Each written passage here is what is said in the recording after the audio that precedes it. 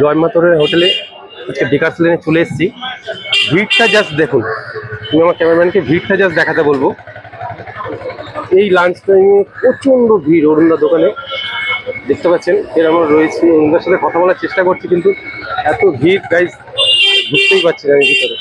দেখতে পাচ্ছেন আপনারা জয়মাতর হোটেলে। এবং দাদা অলরেডি এখন পুজো শুরু করেছে। দাদা পুজোটা আমি আপনাদের দেখাচ্ছি।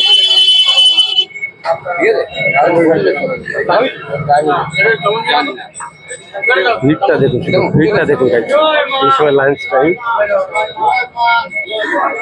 ভিড়ে আমি জাস্ট বুঝতেই পারছি না।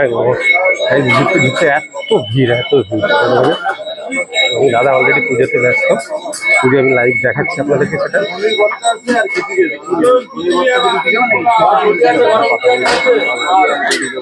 সেটা আপনারা দেখতে পাচ্ছেন অরুণদা আমার সামনে রয়েছে।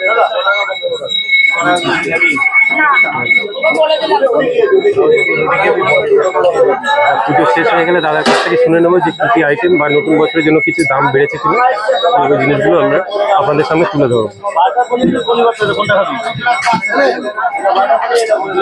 টাইমে সত্যি ডেকার্স লেনের আবেগ একমাত্র মা তারা হোটেল। উৎসববাবুর দোকানের সাথে সাথে মা তারা হোটেল পুরো সমানভাবে মানুষের মনে ভালোবাসার জায়গা করে নিয়েছে।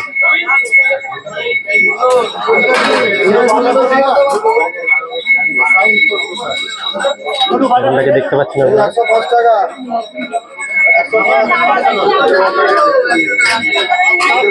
ভিড় দেখো গাইস, ভিড় দেখো, ভিড়টা দেখো গাইস। লাইন দিয়ে একটার উপর লাইন দিয়ে লাইন দেখাচ্ছে।